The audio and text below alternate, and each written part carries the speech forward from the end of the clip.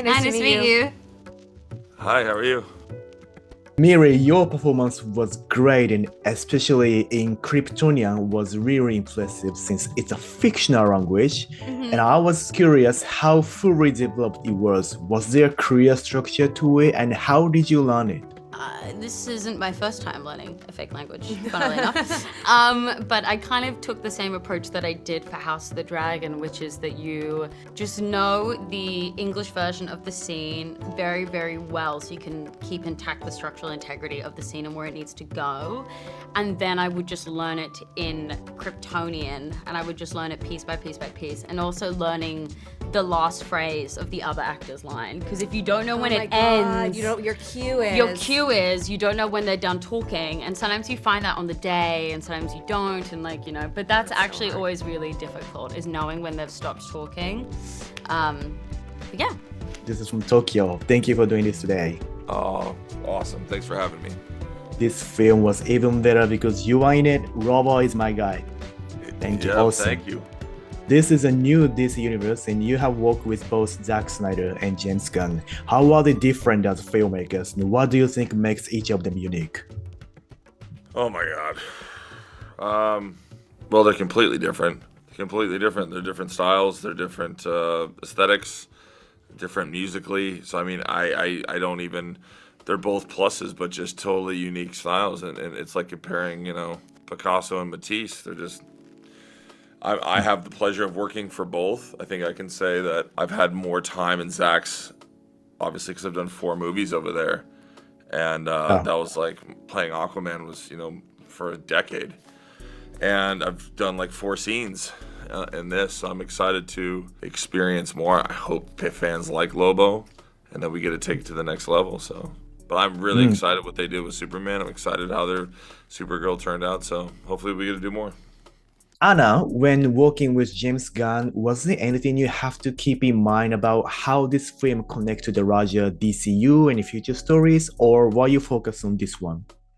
Yeah, I mean, I kind of got lucky in that regard because we were the second one out of the gate, and it takes place entirely in outer space. So as these universes get built, I think you have to fit your puzzle piece in more perfectly every time. And for this, it was kind of like there wasn't a ton that I had to connect, more just about when she came here, some stuff with Superman, but ultimately I had a lot of freedom in that regard, which I feel I was very lucky about.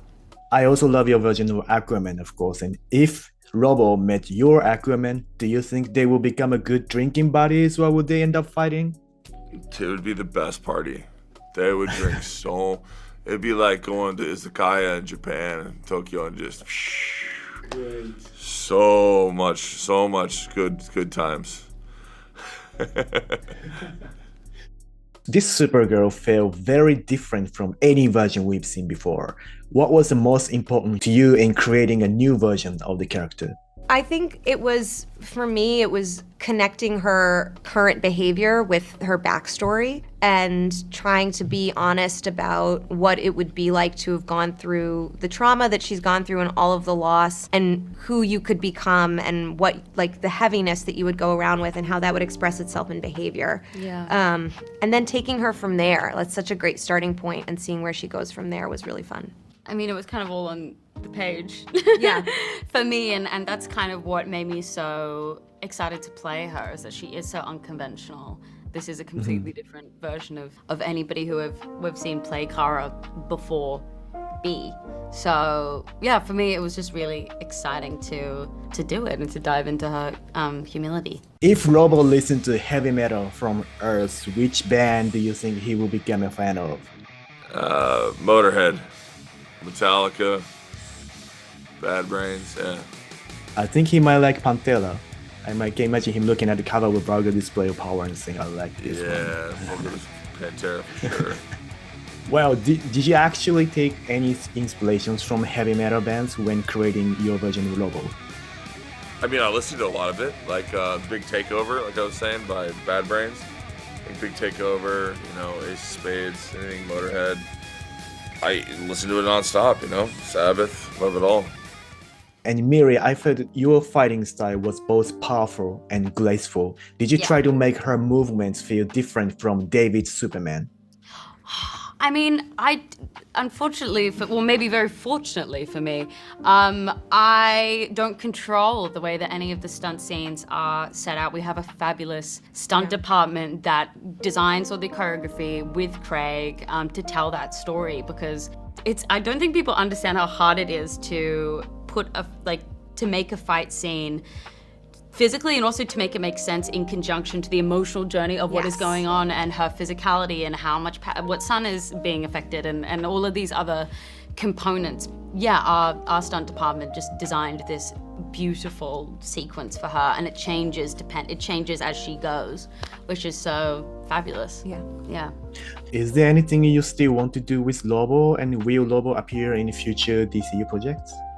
There's a lot I want to do with him because I haven't really got to do enough. So I would love to do more. I would love to, be in another movie that's not just a solo. I'd love to be in a solo movie. So hopefully we're going to do it quite a bit. We know you really love Lobo, and this was a dream role for you. When you finally got to play him, did you personally suggest any ideas for this character, or costume, or props, or anything? The team is pretty amazing. I think everyone that joins these movies are fabulous artists that just at the top of their game. So everyone kind of comes together and brings their A game. And I was presented with a lot of already beautiful choices. So I just did my job on the inside. And if there was something that might have been off, we would all kind of agree on it. Thank you very much. That was my last question. We love you from Japan. Thank you. Bye-bye. Bye. Thank you very much. Arigatou gozaimasu. Thank you. Arigatou. Stay metal. Stay metal, baby. Take care.